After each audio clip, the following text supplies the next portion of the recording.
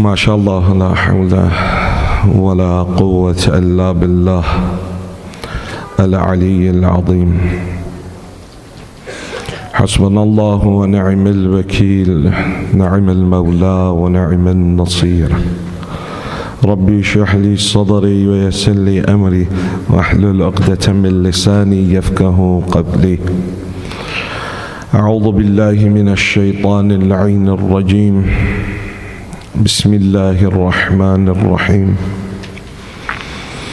الحمد لله الذي جعل الحمد مفتاحا لذكره وسببا للمزيد من فضله ودليلا على آلائه وعظمته، ثم الصلاة والسلام والتحية والإكرام على النبي الأمي المكي المدني الهاشمي الذي سمي في السماوات بأحمد وفي الأراضين بأبي القاسم محمد.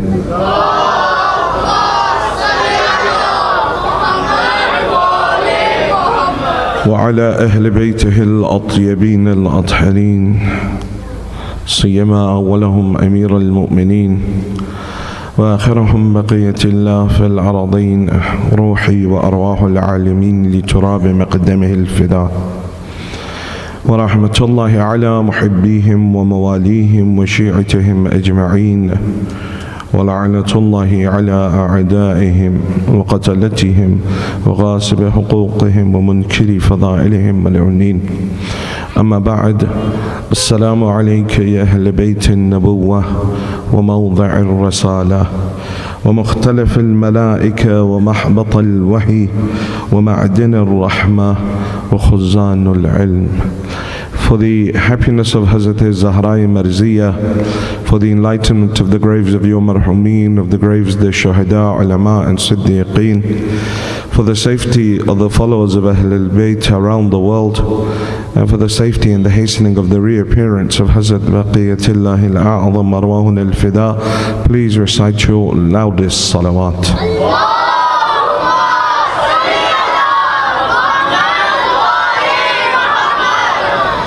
All praise due to Allah subhanahu wa ta'ala, one who is Rahman and one who is Rahim. We've reached the last lecture in this series. And as I said at the start, when we began this, that all that you have heard, firstly, is only the opening 5 or 6 lines of Ziyarah Jami'a Kabira. We haven't even completed the Ziyarah. And then if we were able to complete the Ziyarah and go through all of the ma'arif of the Holy Prophet and Ahlul Bayt that are mentioned in this Ziyarah, this is not everything of Ali Muhammad. This is all that we can bear. Otherwise, Ahlul Bayt alayhimus salam are far greater than this. They are beyond comprehension. When we say لا فرق بينك وبينها إلا أنهم عبادك وخلقك, what else is there left? That, oh Allah, there is no difference between you and them except they are your ibad and your makhluk. Otherwise, everything else you have placed at their disposal. And we've looked through one by one these first 5 or 6 lines.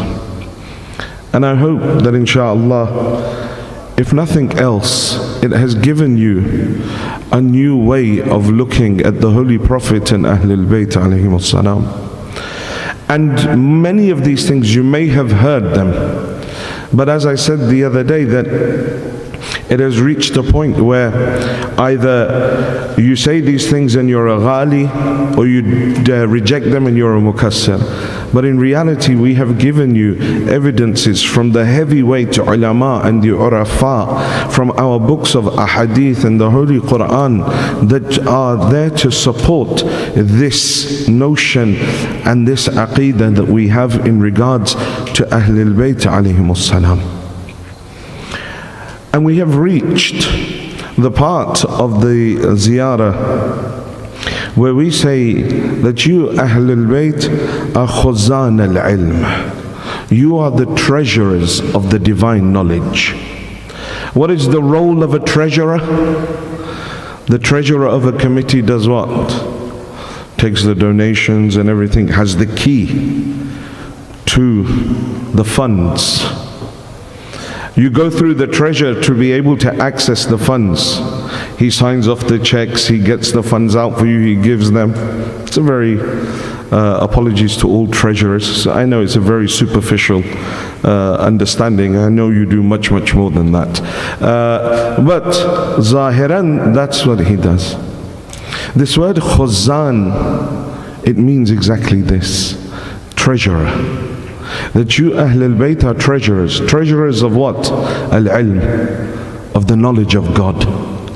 The treasurers of the knowledge of God. If you can understand this one point, what is it that the treasurer does? He goes, he takes, the funds aren't his, but he has access to them whenever he wants.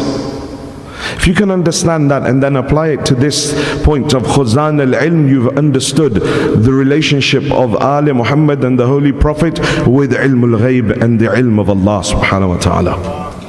How it is that they interact with it. We've said over the previous nights that the Holy Prophet and Ali Muhammad, they are the soul of this universe. We said that your soul has complete control over your body, has complete authority over your body. When you feel pain, when you're happy, when you're sad, your soul feels it first. Then your soul allows the rest of your body to feel it. The soul is that thing that is the authority in your wujud. It is the authority within your wujud. And when we look at the wujud of existence, the body of existence, the Holy Prophet and Ahlul Bayt alayhimus salam are the soul. Their batini wujud is the soul of this whole existence. Everything that you see, human beings, animals, plants, jinns, malaika, the mulk, the malakut, all of this is taht ishraf, is underneath the authority of Ahlul Bayt alayhimus salam. All physical, all immaterial, all semi-immaterial, Ali Muhammad have authority over it. Not just authority over it, but awareness of it. They are constantly aware of it. In the same way that your soul is constantly aware of your wujud. Your soul is constantly in contact with your wujud. The batin of Ahlul Bayt alayhimus salam is constantly in contact and aware of the wujud of this dunya. Not this dunya, not just the mulk, the malakut and all of those things that are associated, the immaterial, the semi-immaterial, the physical realms, all of them are under the authority of Ahlul Bayt. And later on in the ziyarah, those of you that inshallah, if you get tawfiq, recite it tomorrow. Alongside ziyarah Ashura, recite ziyarah Jami'ah Kabira, knowing what we have discussed, and then read it with the translation. If you can't read the Arabic, I'll let you off this one time. Just read the English, because it is quite long. But you'll see that there is a line in there where we say, وَذَلَّ كُلُّ شَيْءٍ لَكُمْ. Every single thing in existence is zaleel in front of you, O Ahlul Bayt. It is humiliated in front of you because you are aziz. What is the opposite to dhillah? Izzah. Anything that is aziz, that is total izzah, is the Holy Prophet and his Ahlul Bayt. Anything that is other than that, in its essence, is dalil, because they are total izzat. They are total respect and honor from Allah subhanahu wa ta'ala. So when it comes to the ilm of Ahlul Bayt, and it's a topic that has come up quite a lot, and when I say Ahlul Bayt, I also mean the Holy Prophet. When it comes to their knowledge, even recently in Shia circles, this issue has come up a lot. And there's a lot of confusion about it. They are the treasurers of the divine knowledge. They are the gatekeepers to the divine knowledge.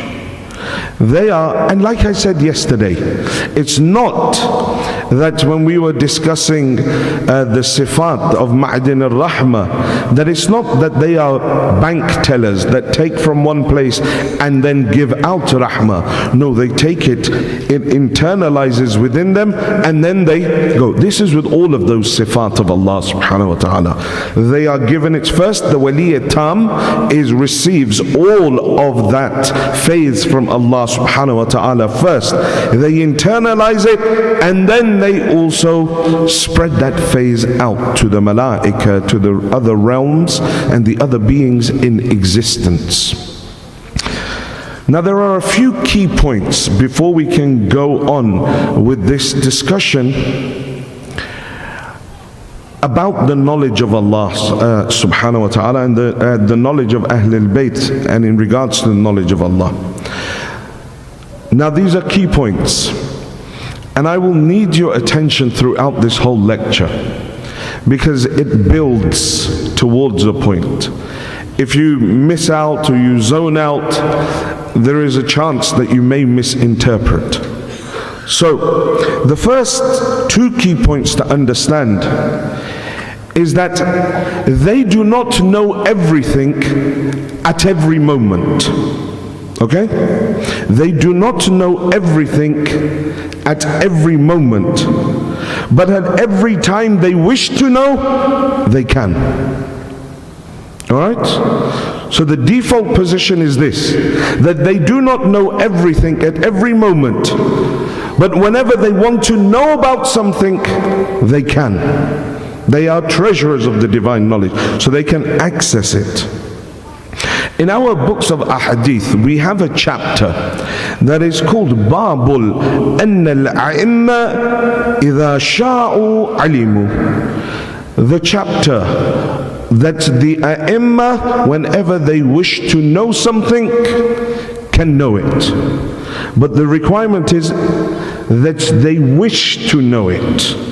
If they wish to know it, they can know it.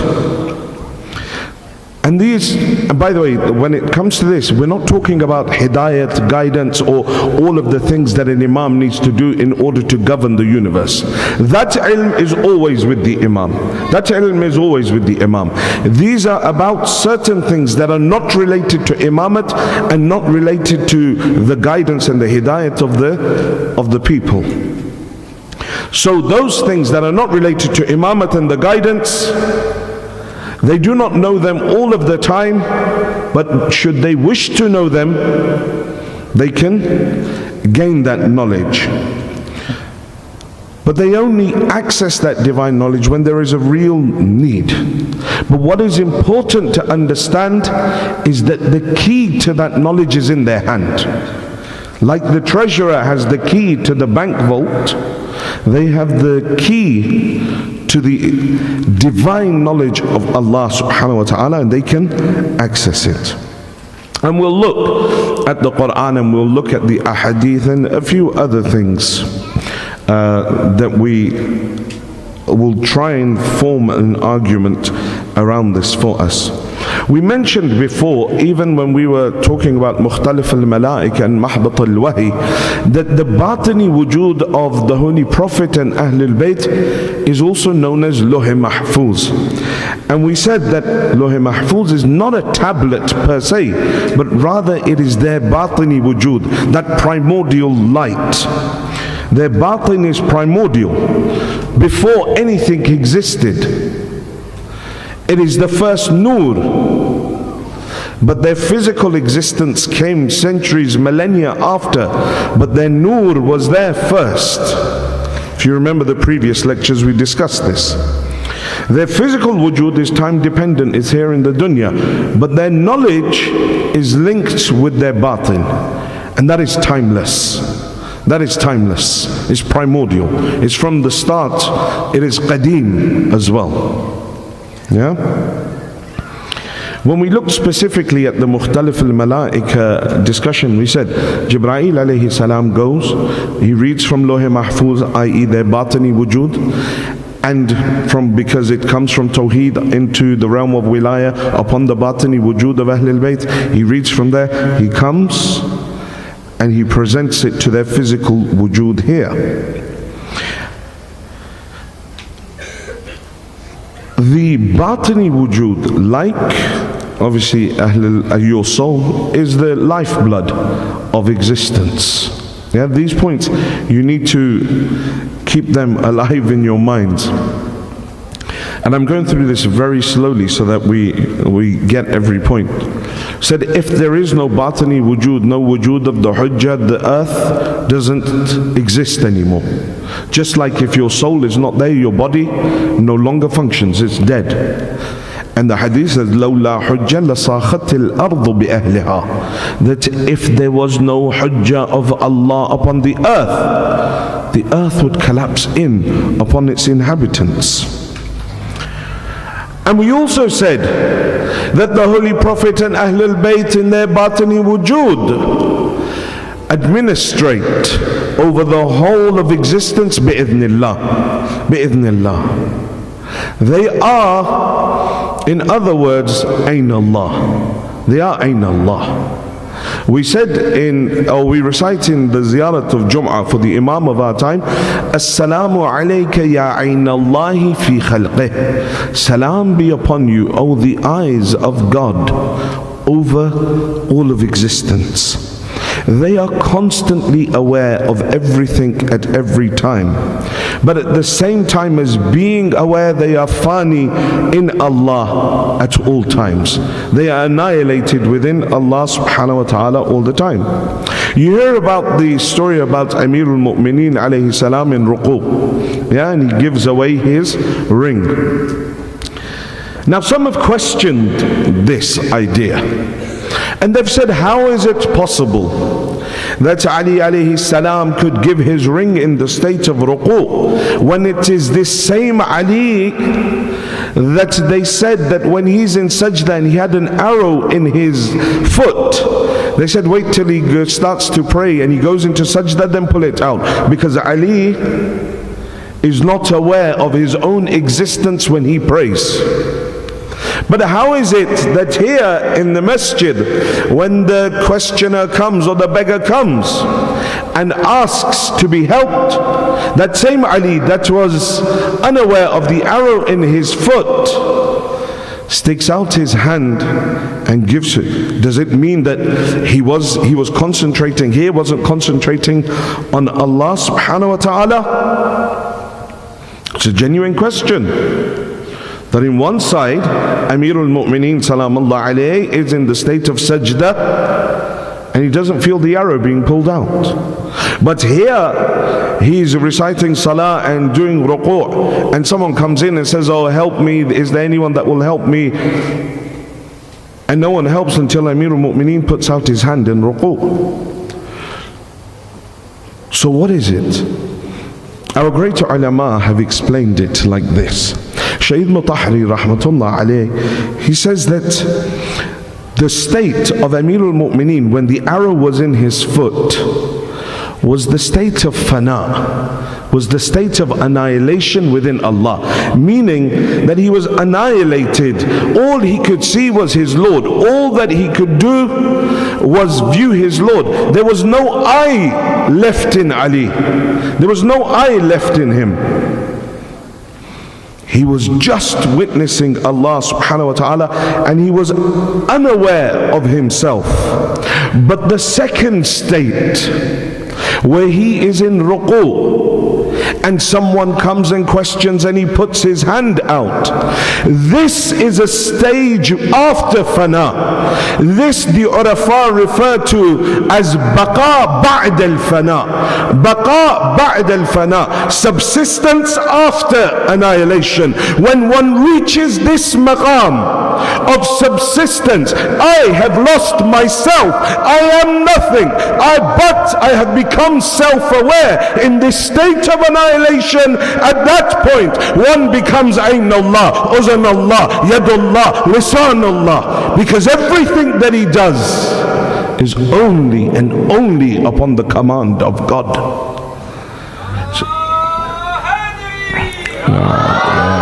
Someone got it. And at that point, when this person comes in, now the first he's asking in the mortal plane, is there anyone to help me? Is there anyone to help me? When he's leaving, he says, oh Allah, bear witness, I left the mosque of your Prophet and no one helped me. Ali is fani in Allah, in the highest realms of Tawheed, when he is in Salah. Now at that point, when this person's voice leaves the mortal realm, he addresses Allah. The soul is already there. And so now Uzan Allah hears from there, Ayn Allah sees from there, Yad Allah extends out, and he comes and he takes. Do you see? Ali Muhammad are far beyond our comprehension. It's beyond. The Wali Tam has a maqam beyond. And this is why وَيَدُ اللَّهِ فَوْقَ أَيْدِيهِمْ, the hand of God is always above them. He's in that state of baqa ba'd al-fana, of self-awareness, having been annihilated. Nothing of him exists but what his Lord wants from him, but what his Lord wills of him. And so the person becomes the hands of God, the eyes of God, the tongue of God. This is that maqam of the Wali of Allah. The Holy Prophet is asleep under a tree, and Salman alayhi salam, it's not clear why Salman alayhi salam did this, and we are no one to question. Salman's maqam is beyond us. Salman alayhi salam, as the Holy Prophet is sleeping, he breaks a twig, a dry twig on this tree, he breaks it to see. The Holy Prophet says, Salman, what are you doing? He says, Ya Rasulullah, I thought you were asleep. Says Salman, Yanamu aynai, says my eyes sleep, wala yanamu qalbi, but my heart is always awake. The Wali Tam is never ghafil for a moment, because he must administer upon the whole of existence at any time. He is not unaware of anything. And we have hundreds of ahadith that speak about the ilm of Ahlul Bayt, the Holy Prophet and Ahlul Bayt alayhimus salam. Those ahadith that talk about the dunya, they talk about the barzakh, they talk about Jannah, they talk about Jahannam, they talk about the batin, they talk about the zahir, they talk about the knowledge of all the other anbiya. All of this knowledge that they have, no one can possess this knowledge, because this knowledge cannot be taught. All of this knowledge cannot be taught. None can possess this knowledge except the one that is bestowed with this knowledge by Allah subhanahu wa ta'ala. The ilm of Ahlul Bayt alayhimus salam and the Holy Prophet is not learnt. It's not learnt. That's why we don't accept the narrative that the Holy Prophet is ummi, meaning he was illiterate. No, the Holy Prophet of God was not illiterate. Ummi, unschooled. He was not taught by any mortal man. Allah taught him himself. The maqam of the Holy Prophet and Ahlul Bayt is such that they're not taught by mortal men. Allah bestows upon them. And He bestowed upon them for what? Because of their ubudiyyah, because of their servitude. In Du'a al-Nudba, what is it that we recite? It says, بعد أن شرط عليهم الزهد في درجات هذه الدنيا الدنية وزخرفها وزبرجها فشرطوا لك ذلك. So we say that after you had already, we're addressing Allah subhanahu wa ta'ala, after you had already stipulated on them that they will abstain from all of the glitter and the glamour of this lowly world, they accepted this covenant with you. They accepted this stipulation. And when they accepted, فَقَبِلْتُهُمْ وَقَرَّبْتُهُمْ وَقَدَّمْتُ لَهُمُ الذِّكْرَ الْعَلِيَّ وَالثَّنَاءَ الْجَلِيَّ, when they accepted this covenant with you, O Allah, you drew them near to you. You provided them with a high station, and you distinguished them from all of the rest of creation, because they observed and they accepted that which you had made a covenant with them.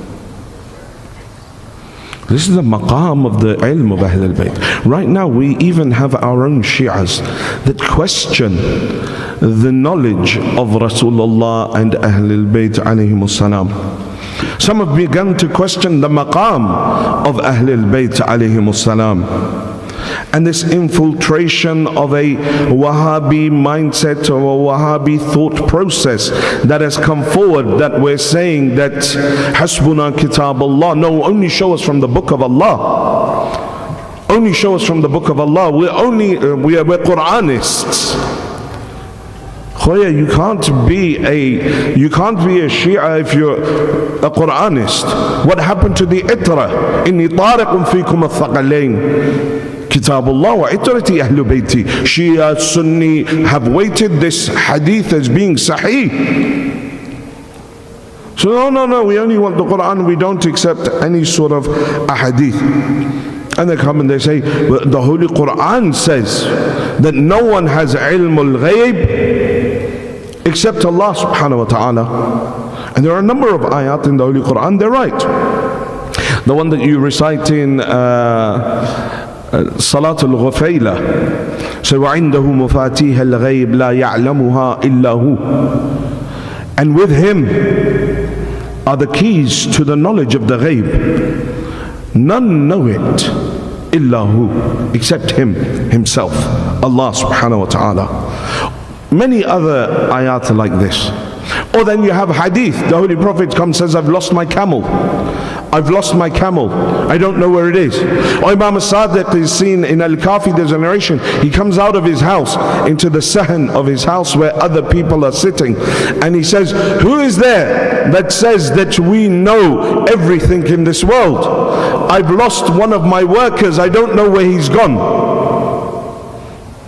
So we have a hadith like this. What is the answer? What is the answer? Says first, look at the Quran. Yes, there are a bunch of ayat of the Holy Quran that say none has ilmul ghayb except Allah subhanahu wa ta'ala.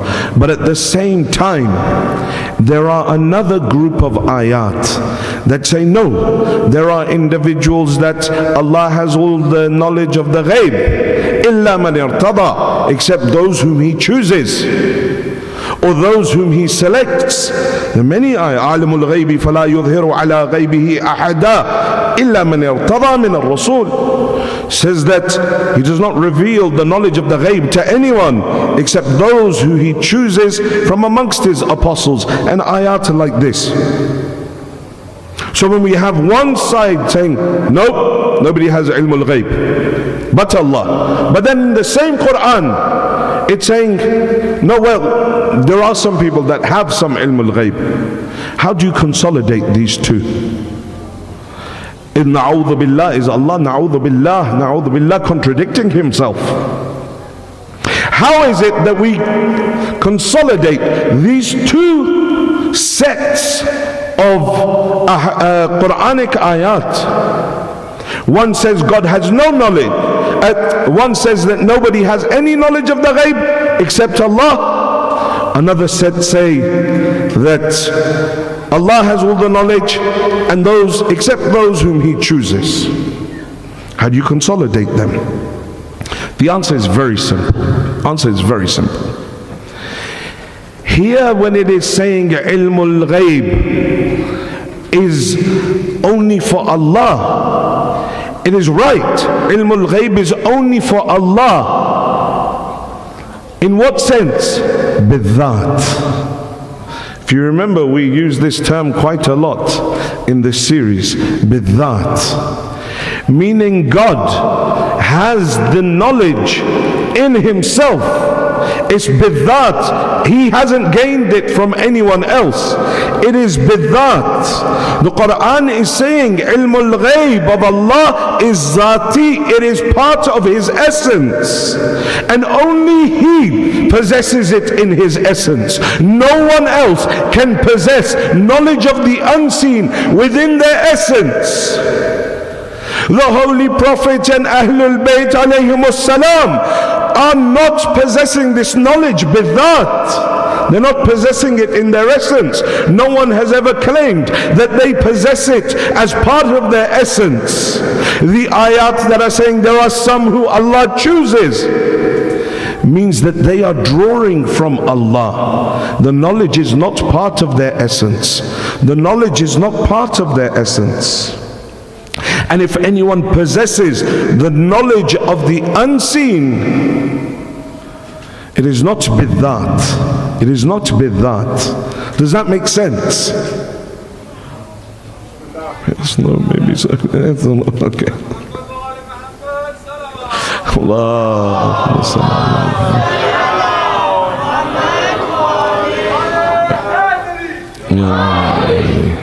We're saying Ahlul Bayt alayhimus salam and the Holy Prophet have knowledge of the unseen, but it's not bidhat. The ayat of the Holy Quran that say that only Allah has knowledge of the ghaib is only Allah has knowledge of the ghaib in His essence. In His essence. Nothing else can possess it as part of their essence. But those that have ilmul ghaib, it's not bidhat, it's not from their essence. They are drawing from Allah, and Allah is bestowing upon them. So then what do we say about the ahadith? The ahadith where Ahlul Bayt, and this is one thing that you have to know, that nowhere in the ahadith of Ahlul Bayt alayhimus salam ever said that this knowledge that we have is bidhat. They've always said it's from Allah subhanahu wa ta'ala. Umar ibn al-Faraj is standing with Imam al-Jawad at the side of the river Dajla. He says to Imam al-Jawad, he says, I have heard some people say that you have knowledge of everything and that you know the weight of the total amount of water in the Dajla, in this river. You know what the weight is. Listen to the answer of Imam al-Jawad carefully. Imam al-Jawad says to him, he says, that is this true, Imam? And the Imam says, that if I told you that if God wanted to, He could give all of that ilm to a mosquito, would you accept it? Now I'm not saying this before this mosquito thing caused a lot of trouble. No, if I say, I'm saying, Imam al-Jawad is saying, if Allah wanted to, could He give all of this knowledge to a mosquito? Umar ibn al-Faraj says, yes, He could. So Imam al-Jawad looks at him and says, are we, Ali Muhammad, not greater than a mosquito? You are willing to accept that Allah can give knowledge to a mosquito, but you're not willing to accept that we, Ali Muhammad, possess this knowledge. And this is the problem. People who question the knowledge of Ahlul Bayt alayhimus salam and ilmul ghaib and all of that say, well, if Allah wanted, could He give this kamalat to something else? Yes, He could. So then what's your problem with Ali Muhammad having them? What's your issue with that? If Allah is ala kulli shay'in qadir, then what's your issue with them possessing it? Back to the hadith of Imam al-Sadiq salawatullah wa salamuhu alayh.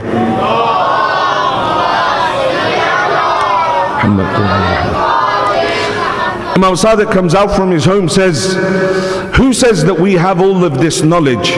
One of my workers has gone missing, I don't know where he is. And then the Imam goes back inside the house. Some of the close companions of the Imam are sitting there, the Ashab as-Sir, and they're confused. So they get up and they go inside the house as well. This tells us how close they were. They could go into the house, from the sahan into the house. And they go in and they say, Ya Ibn Rasulillah, we thought you possessed all of the knowledge of everything.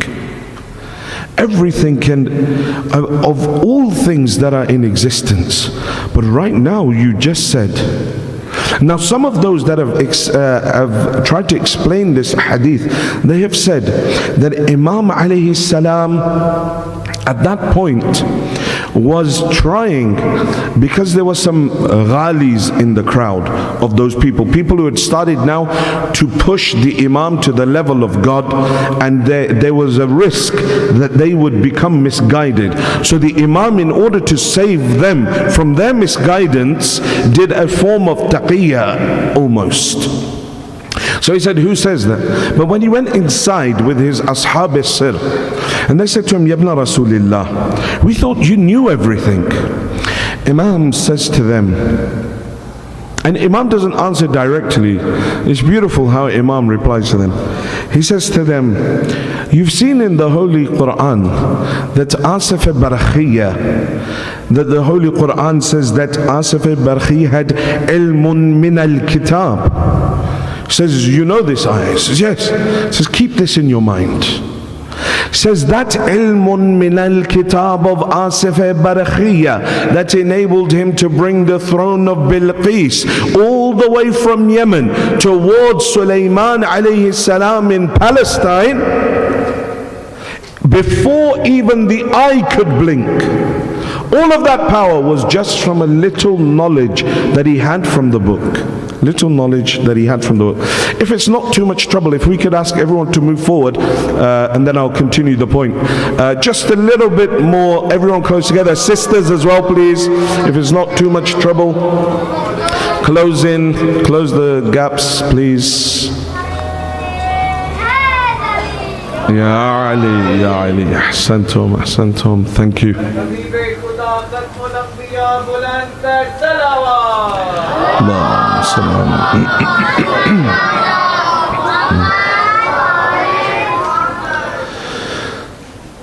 Another loud salawat, please.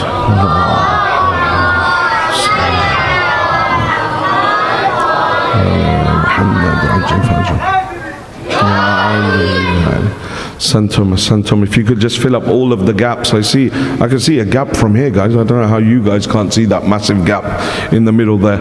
If you would just move forward, if possible. Santum, there's some more brothers standing out there. Carry on. Sorry, go. Ya Ali, Santum.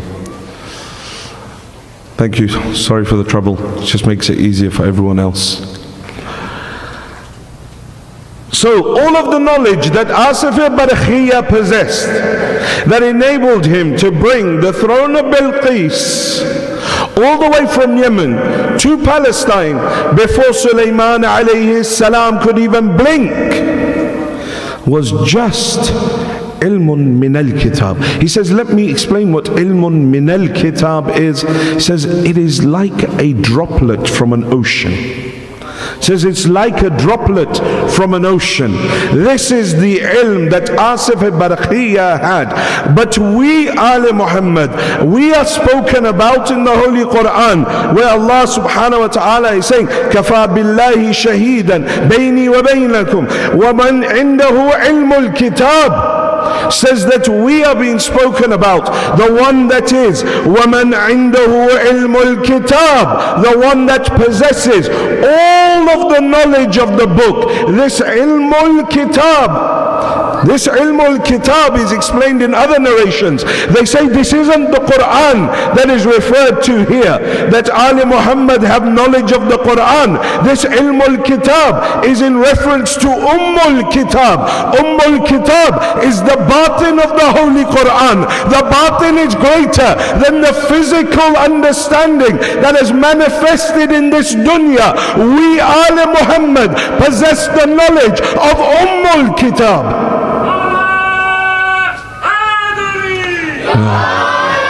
alayhi. Said, I said that out there so that they would not be lost, you would not be lost. So then we are presented with another conundrum from this riwayat. And that is this. Did the Imam, na'udhu billah, lie when he said, I don't know where this person has gone? Or where the Holy Prophet said, I don't know where my camel has gone? Did the Imam, na'udhu billah, lie? Who has the answer for it? Anyone? I gave you the answer at the start. Just testing your memory. No, not taqiyya. Before that. Ahsantum, ahsantum. Recite loud salawat for the brother.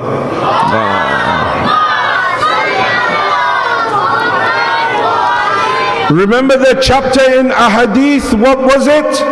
Babul anna al-a'imma. The chapter of the a'imma. إِذَا شَاءُوا عَلِمُوا. If they want to know, they can know. Here there was no maslahat for the imam to know. It wasn't about hidayat, it wasn't about imamat, it wasn't about anything. The Holy Prophet's camel being lost wasn't about imam. Now this is up to them. If they choose to know, they can access. If they choose not to know, they don't. إِذَا عَلِمُوا إِذَا شَاءُوا عَلِمُوا. If they want to know, they can know. But they choose at times, there is maslahat, there is a reason behind it, and they choose not to know. And so this is another key point that you need to remember. That wherever you come across a hadith where Ahlul Bayt alayhimus salam are saying, we don't know, you have to refer back to this simple rule, that they chose not to know, not that they did not know or could not know. They chose not to know. It's the choice is theirs. They can access the divine knowledge if they want, but they chose not to know.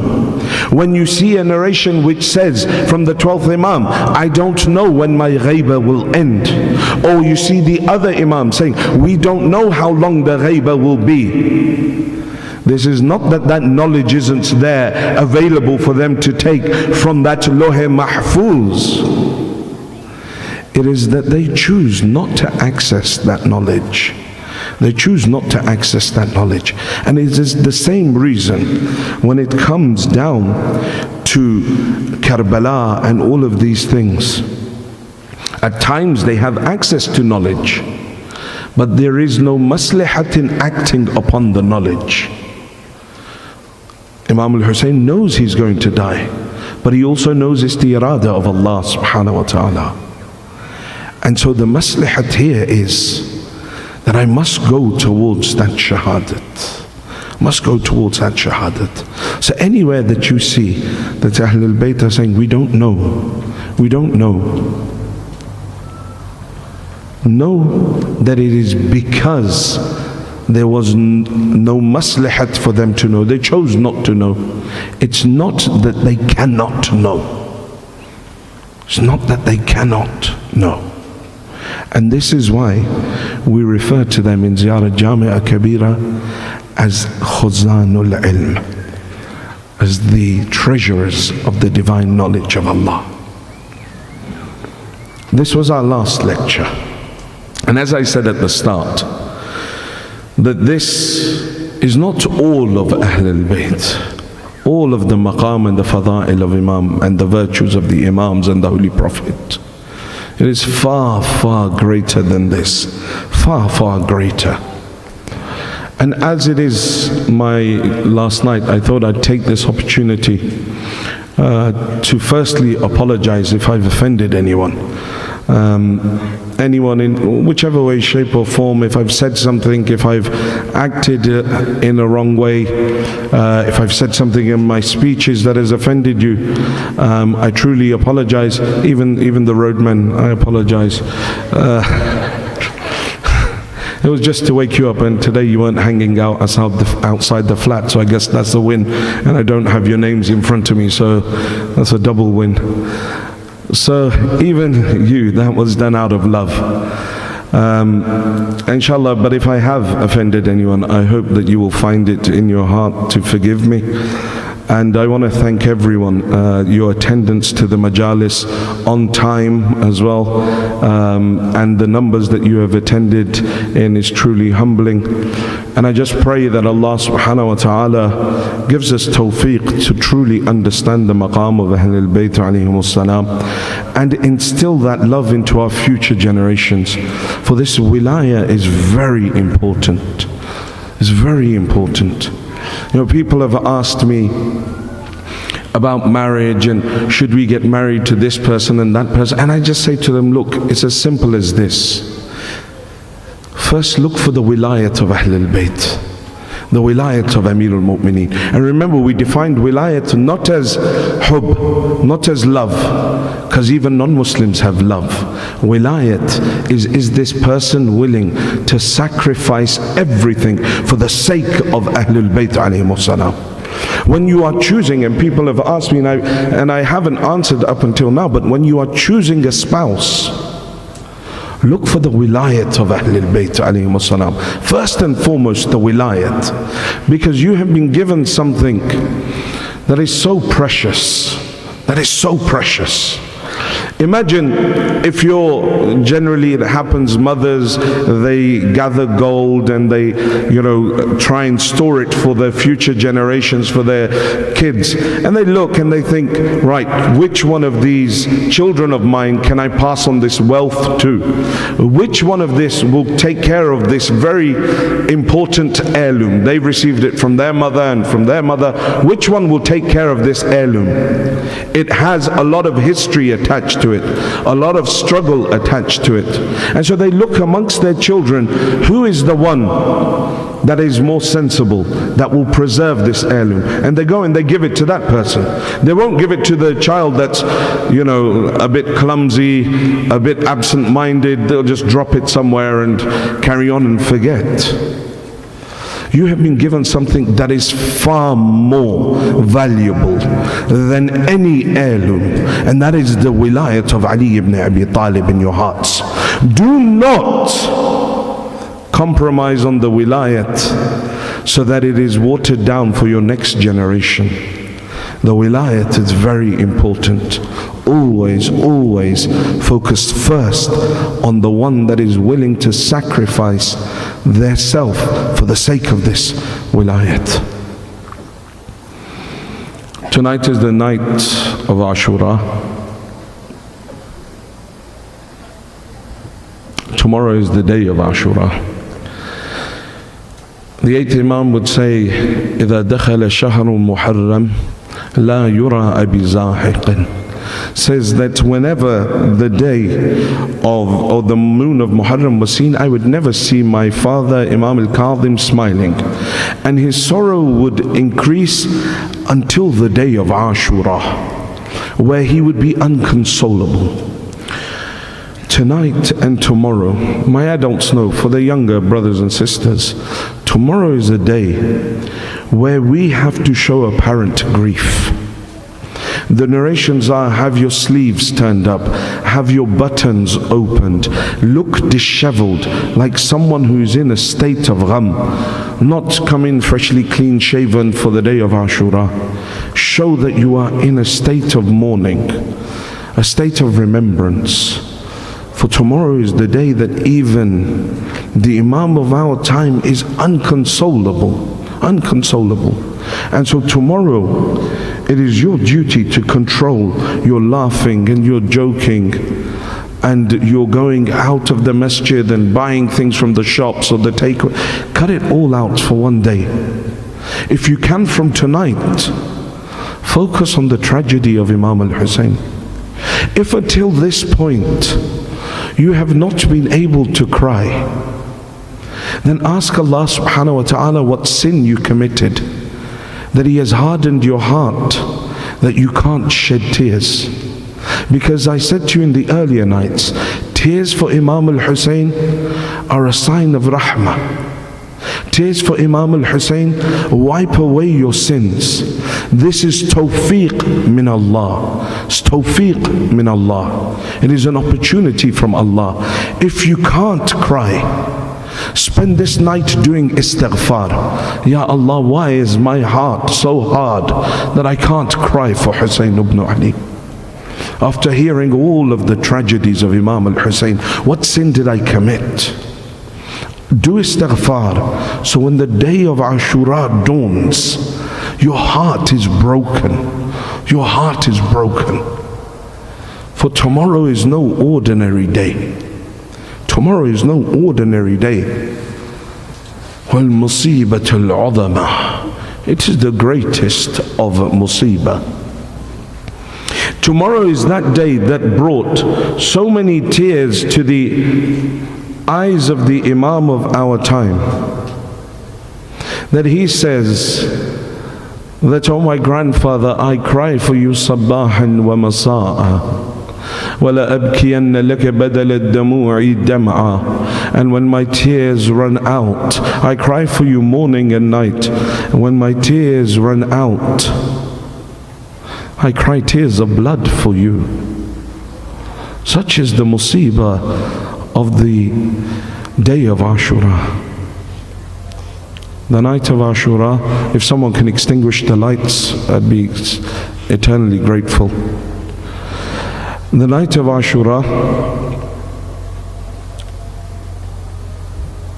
is a night where Ahlul Bayt alayhim salam spent it in ibadat, spent it in remembering Allah subhanahu wa ta'ala, remembering all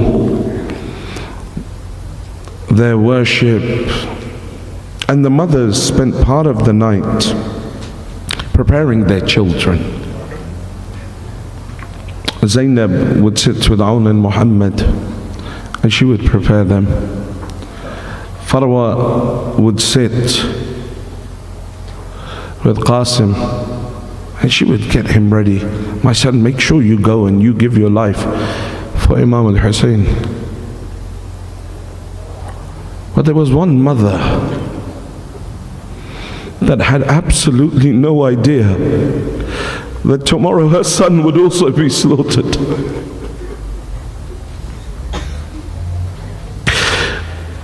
There are certain musibahs, certain sorrows that when you go through in your life, you can share with your family, and you'll go and you'll cry with your family, and then you'll sit with them and you will console them. But then there are certain musibah that are so difficult for you, and you know if you were to discuss them with your family members, it may cause them great grief. They may not be able to bear it. And so you try and look for someone outside of your family that you can talk to about what you went through. You can talk to about how much pain you're going through. And there is only one shahadat in Karbala where Imam al-Hussein did this. When his Ali Akbar died, he came into the tents and he cried with Ali Muhammad. When Qasim died, he came into the tents and he cried with Ali Muhammad. When Abbas died, he came in and he wept with Ali Muhammad. But there is one shahadat that he could not bear to cry or talk about with the rest of Ahlul Bayt. Instead, he remembered you, his Shi'as at that time. In that famous wasiyah, he says, Shi'ati, oh my Shi'as, whenever you drink cold water, remember me. أو سمعتم بغريب أو قتيل فاندبوني. And if you hear about someone that was killed while all alone, فاندبوني, wail for me, do nudba over me. Shi'ati, ليتكم في يوم عاشوراء جميعا تنزلوني كيف أستسقي لطفلي فأبوا أن يرحموني. Oh my Shias, how I wish you were there on the day of Ashura and you would have seen how I took my baby out and what mercy they showed me, Hussein. After Abbas had been killed, Imam al-Hussein prepared himself for death. He mounted upon his horse. He stood outside of the tents. He called out, Ya Zainab, Nawalini waladi as-saghir. Zainab, bring for me my youngest son so that I may bid farewell to him. The intention of Imam al-Hussein was to bid farewell to Ali Asghar. Zainab alayha salam brought Ali to him. I don't know what changed the mind of Imam al-Hussein. He dismounted from his horse and he turned to walk towards the battlefield. They say maybe it was because the child's skin had become so pale from thirst. The riwayat, they describe Ali Asghar in this way, that the boy's strength was so sapped from his body that his eyes had rolled into the back of his head. He could no longer open his eyes, and all he could do, he could no longer move. All he was doing is opening and closing his mouth. Imam al-Hussein looked towards his son. He turned towards the battlefield. They say we saw Hussein approach. He had something covered in his abba. He came towards them. We thought Hussein had brought the Quran asking for a truce. But when he pulled back his abba, we realized that there was a 6-month-old child in the hands of Hussein, and he had covered him with his abba because he didn't want his baby to be subjected to the heat of the sun.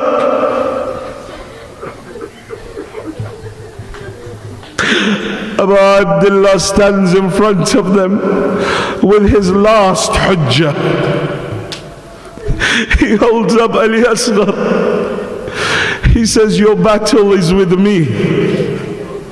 What has this 6-month-old child done? Will you not come and give him a drop of water? How ghareeb is Hussein that he is in front of the enemies asking for a drop of water for his 6-month-old child.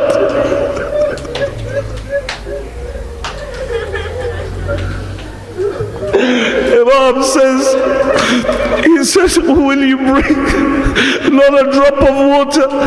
No one moves. He says to them, أترون كيف يتلذذ عطشا? Do you not see how my child's body is shaking from thirst?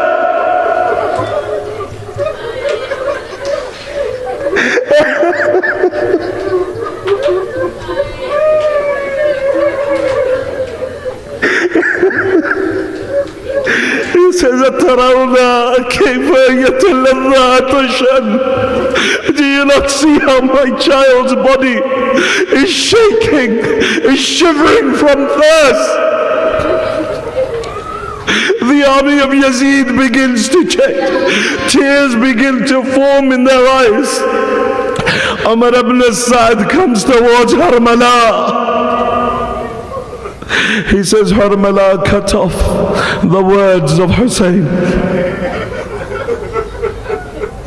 Harmala says to him, who shall I aim for, the father or the son? He says, Harmala, do you see the white spot on the neck of Ali Asghar? He says, aim for that. Harmala takes a three-headed arrow. This arrow is used for the slaughter of camels. Where is the neck of a camel? And where is the neck of a 6-month-old child?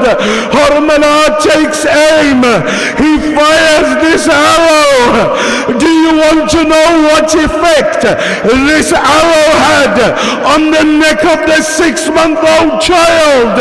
Your Imam says in Ziyarat Mahiyah, السلام على الطفل الرضيع مذبوح من الوزن إلى الوزن. My salams be upon that child that was slaughtered from ear to ear.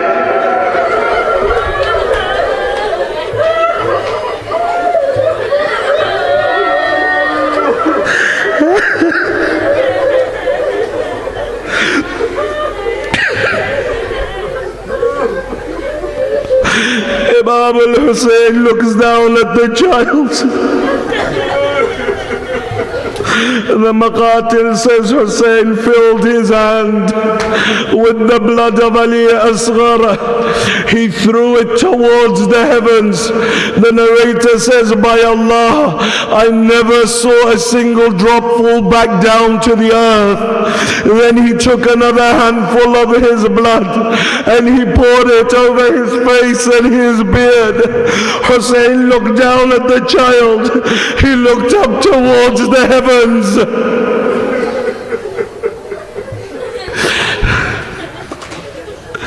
When Mukhtar captured Harmala, he said to him, Harmala, what is it that you did on the day of Ashura?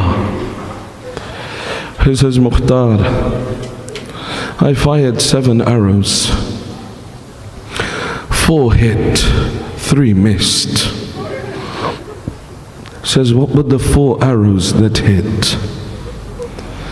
Says, the first arrow that hit was the arrow that I fired into the eye of Al-Abbas.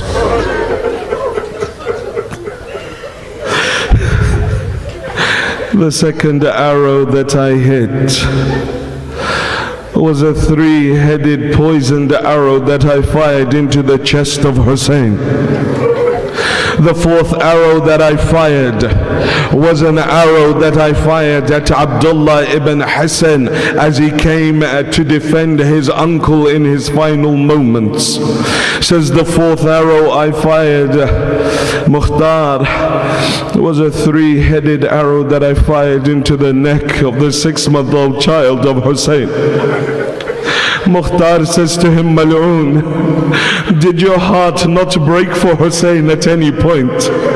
Did you have no mercy towards Hussein at any point?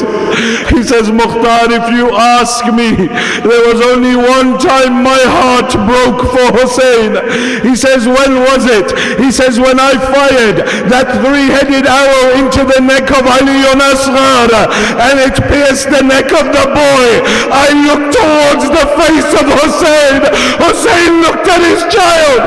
Hussein looked towards the heavens, and I realized Hussein was truly Gharib.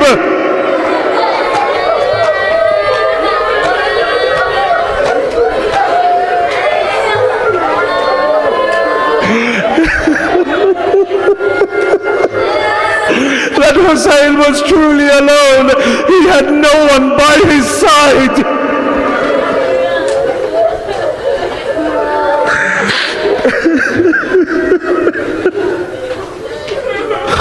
Abu Abdullah takes the child, and tomorrow in the Amal of Ashura, you will do this in the way that Hussein alayhi salam did it himself. He carried the lifeless body of his son in his hands, and he walks forward. Inna lillahi wa inna ilayhi raji'un. Radam qada'ihi wa tasliman li amrih. And then he walks back again. Inna lillahi wa inna ilayhi raji'un. Radam qada'ihi wa tasliman li amrih. He goes back and forth 7 times, maybe thinking, how will I show Rabab? What will I tell Sakina? How will I explain to Zainab? Imam al-Hussein takes the body of Ali Asghar and he takes him straight around the back of the tents. Hussein alayhi salam places the body of Ali on the burning sands and he sits down and uses his sword to dig a small grave.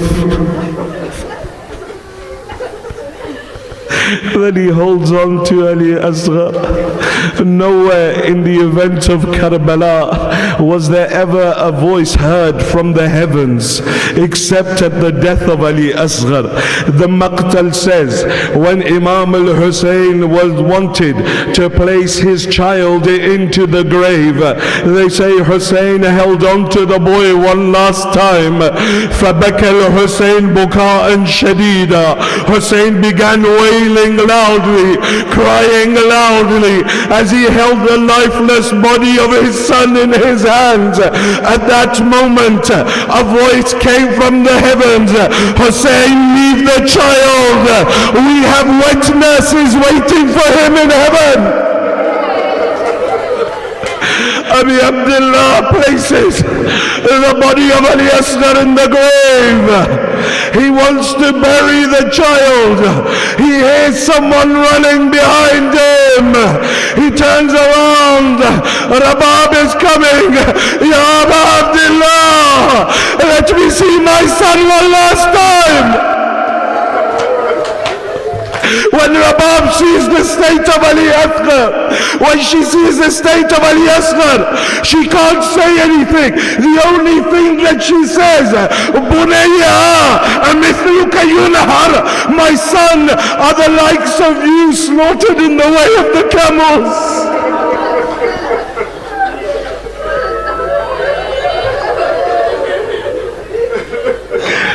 Imam al-Hussein buries Ali Asghar. He buries Ali Asghar. But you know it is mustahab when you bury someone to pour water on their grave. It is mustahab to pour water on the grave. Hussein is so madloom. Hussein is so ghareeb.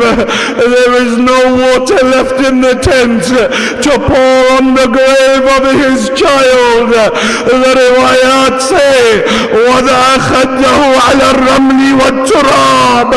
Hussein lay down and he placed his cheek on the grave of Ali Asghar. فَبَكَى الْحُسَيْنِ بُكَاءً شَدِيدًا. He began to cry loudly again. Oh my Ali, your father is ashamed. I have no water.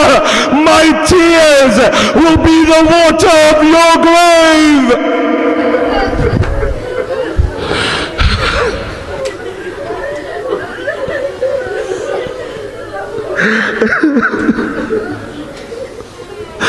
That was the day of Ashura. Aba Abdullah, that day was very difficult for you. And burying the 6-month-old child was very difficult for you. It was very difficult for Rabab. But ya Imam al-Hussein, what happened on the 11th of Muharram? You were not there to see the dhulm that took place on the 11th of Muharram. How Rabab stayed alive, I do not know. By Allah, if this wasn't Shab Ashur, I would never recite this riwayat. My mothers, those with young children will forgive me. on the 11th of Muharram, when all of the heads were being counted, each of the heads of Bani Hashim was given to one of the men who rode their horses over the body of Imam al-Hussein.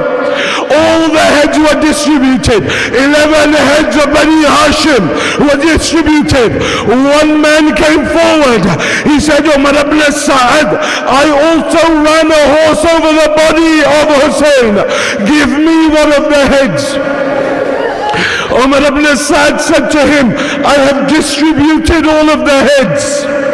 I have distributed all of the heads. He says, but Umar ibn Sa'ad, there is a great reward for the one that carries a head of Bani Hashim. I also trampled the body of Hussein. Give me one of the heads of Bani Hashim. Umar ibn Sa'ad says, we have distributed. Does anyone know of anyone that we have missed?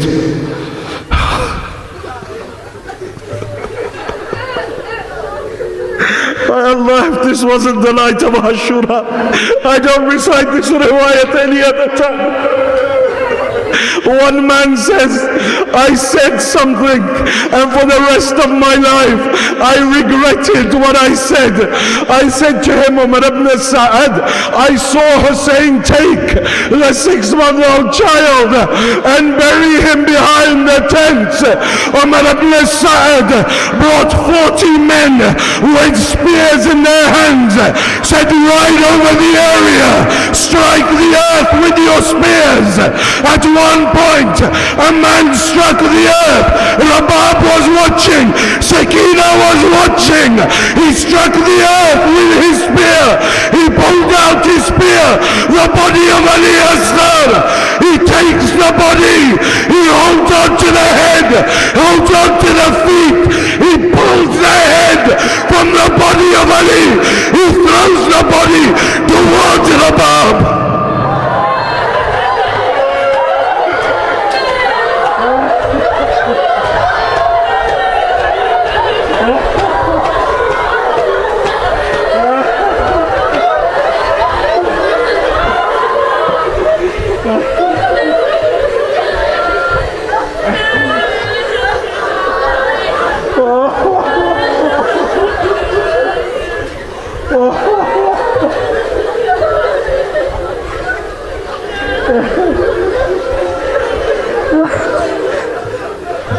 मातम हुसैन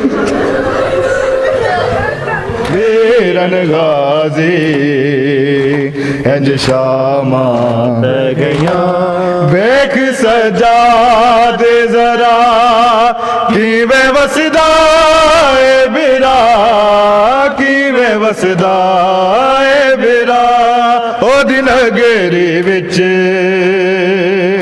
असायान तो पहला ऊंठा तो ले गया तेरे बाजो वीरन गाजी शामा पे गया नाले अकबर सी मेरा खा गई कै बोबला खा गई कै बोबला जो लिखिया से सुगरान दुआवा ओ लिखिया रह गया तेरे बाजो वीरन गाजी इंज शामा पे गया ओ मेरा सिर जख्मी हाय खून आलूदा विच मिट्टिया रह गया तेरे बाजो वीरन गाजी इंज शामा गया हाय वल्लैल दिया वीर जरनैल दिया वीर जरनैल दिया 9 लाख कातिल दे हथ विच तकिया ओ जुल्फा रह गया तेरे बाजो वीरन गाजी इंज शामा पे गया ओ मेरा सिर जख्मी हाय खून आलूदा विच मिट्टियां रह गईया तेरे बाजों वीरन गाजी इंज शामा बह गईया वेख सजाद जरा किवें वसदा ए बिरा किवें वसदा ए बिरा ओदी नगेरी विच असायान तो पहला ऊंठा तो ले गया तेरे बाजों फिरन गाजी इंज शामा मोहम्मद आले मोहम्मद सल्लल्लाहु अलैहि वसल्लम।